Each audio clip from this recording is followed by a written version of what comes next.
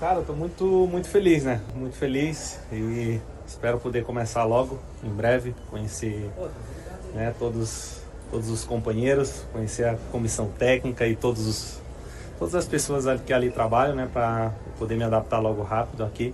Mas estou muito feliz, né? Espero poder começar logo, né? E nessa nova etapa da minha vida aqui, poder estar jogando por um grande clube como o Cruzeiro.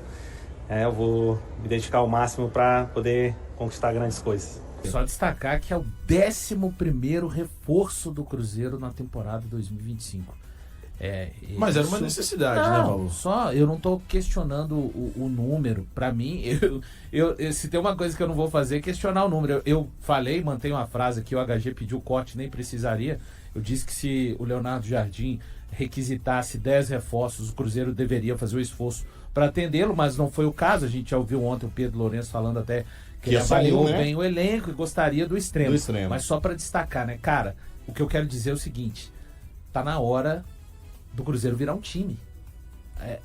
Quando a gente pega porque quem são muitas peças no Brasil mesmo fez, eu não vou mas nem colocar... aí é o que o próprio Pedrinho trouxe ontem. Isso. O erro da manutenção do Diniz. Eu acho que é o grande erro. É o erro da manutenção do Diniz e outro ponto que ele abordou também, o desequilíbrio. O desequilíbrio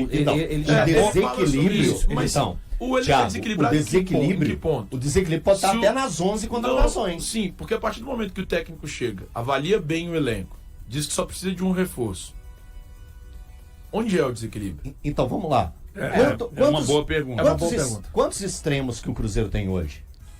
Cara, Dudu, vamos lá. Lautaro, vamos contar já o Wanderson que chegou, Bolassi e Marquinhos. São 5. O Bolassi já foi usado pelo lado e como centroavante. Centralizado. Eu ainda traria mais um, tá? Eu acho que eu falei com você dois, você lembra?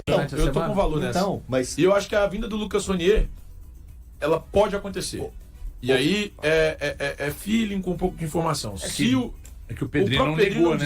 Ele só falou questão de valores. O que ele fala que já esqueceu é o goleiro. Isso. Gabriel Vasconcelos. Que de fato o Cruzeiro cogitou.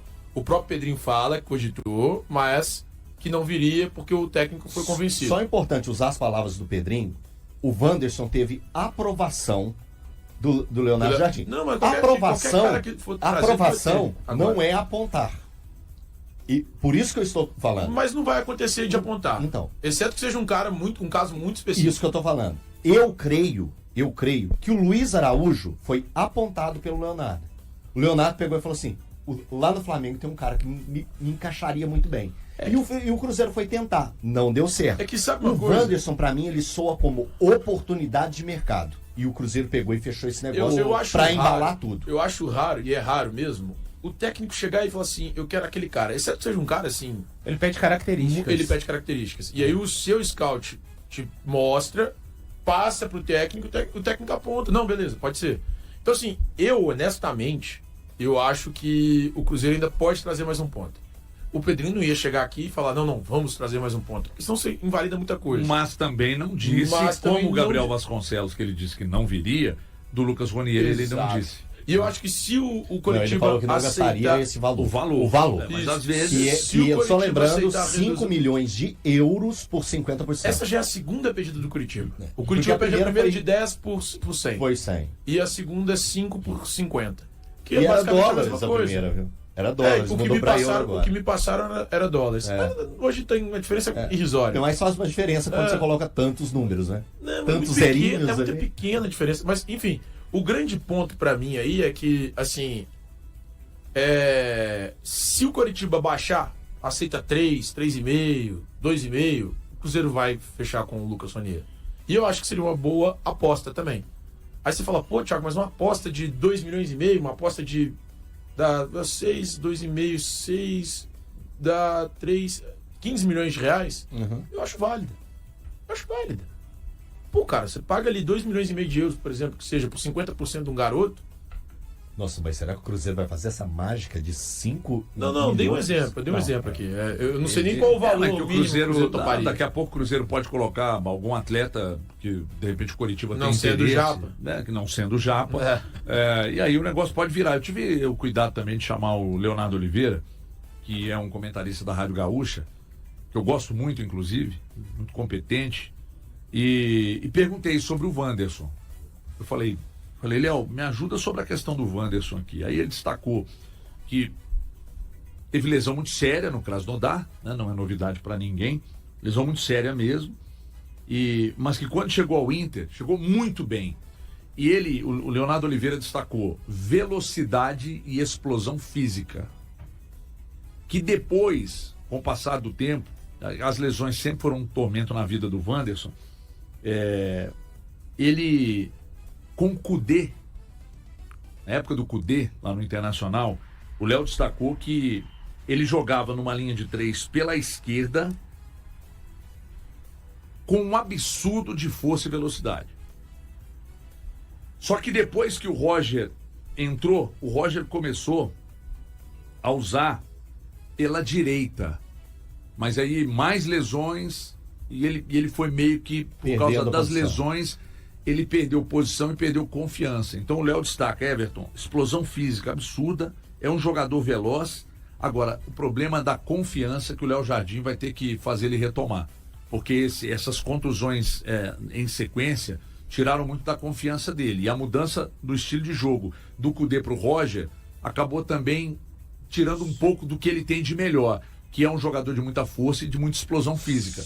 Jogar mais por dentro com o Roger, caindo pela direita, com o Kudê numa linha de 3 caindo pela esquerda, que essas mudanças não foram muito boas pro Wanderson, não. Mas que as contusões também tiraram muito da confiança dele, enfim.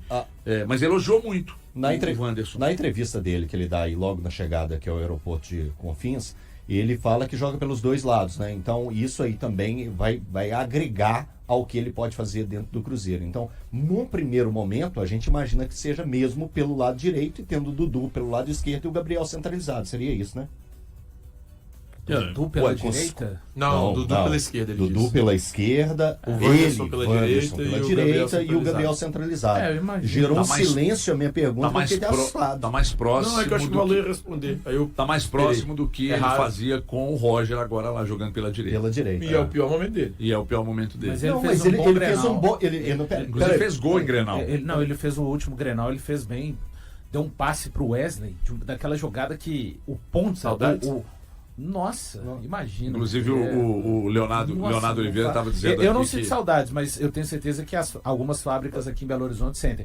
Ele faz um arco, aquela jogada tradicional do ponta, que corre pela direita, faz um passe pro Wesley, e aí o Wesley lembra os momentos de curupira dele no Cruzeiro. Deixa eu falar um negócio. O Wanderson nunca foi fixo na esquerda. Fixo na esquerda nunca foi. Foi usado com o Kudê pela esquerda e agora com o Roger pela direita. Mas é um cara que flutua. E o Roger que colocou ele pela direita de forma fixa. Mas o grande momento dele, segundo o Léo Oliveira, foi pela esquerda com o Kudê. Sim. Mas jogando uma linha de 3, caindo pela esquerda. E agora com o Roger ele começou a atuar mais pela direita e tal. Mas o Léo destacou, fez bons grenais e tal. Falou, cara, ele falou, olha, com o técnico Léo Jardim, elogiou muito o Léo Jardim. E o Léo é um grande conhecedor, morou inclusive na Europa por muitos anos e tal. Uma coisa que pode facilitar o Wanderson é o fato de ter trato com o futebol europeu. A base dele é toda da Europa. De formação. Toda da Europa. Então vai ter, né, não vai ter problema. Eu acredito eu tava conversando ali com o Brunão, nosso produtor, grande Bruno Morelli. O pai dele jogou lá na Europa, né? O Van Bert, né, Bruno? Van Bert, exatamente. Jogou na Europa. No Ajax, né? No Ajax. O Wanderson passou por 5 países, né? Países Baixos, Bélgica, Áustria, Espanha, Rússia. Então jogou em vários lugares. Eu acho que sobre a questão do Matheus Pereira também, o Pedrinho meio que colocou uma pá de cal ontem, né? Pô. Joga. Bom, vai jogar, não aceito mais. Palazada acabou. Resenha, vai jogar. E eventualmente jogou bem, apareceu proposta, quer ir embora. Uma proposta no meio do ano aí, agradou, tchau. Eu acho que uma coisa do Matheus que ficou bem nítida por ele é que ele só sairá para a Europa. Eu acho que para outras também ficou nítido, né? Para outras equipes, independentemente de nacionalidade, seja Brasil, qualidade da equipe, ele quer a Europa. Que chegasse no estágio insuportável de azedume da relação interna, né, Thiago, no clube. Espero que isso seja solucionado 100% de fato. Não da boca para fora, né, Valdo? Não, venhamos. É o que a gente espera, é onde eu te falei da gestão, né? Porque agora as coisas precisam ser resolvidas 100%. De uma vez por todas. Exato. Não pode ter. Não tem como mais. Já aconteceu muito o Fred Krueger, né? Tá sempre tendo uma hora do pesadelo dentro da Toca da Raposa, o problema, né? assim, eu vou dar razão ao Valu, dar o braço a torcer, eu acho que também tem, de fato. O Matheus, pra mim, é o principal responsável, tá? Eu não o eximo em nenhum momento da culpa e da responsabilidade por ter criado o ambiente que ele criou pra ele mesmo. Pô, um cara que tem problema com o Pedrinho, velho, sério mesmo, numa boa. Assim, cara tranquilaço, numa boa. O cara tem um problema igual ele teve, sinceramente ele tá errado.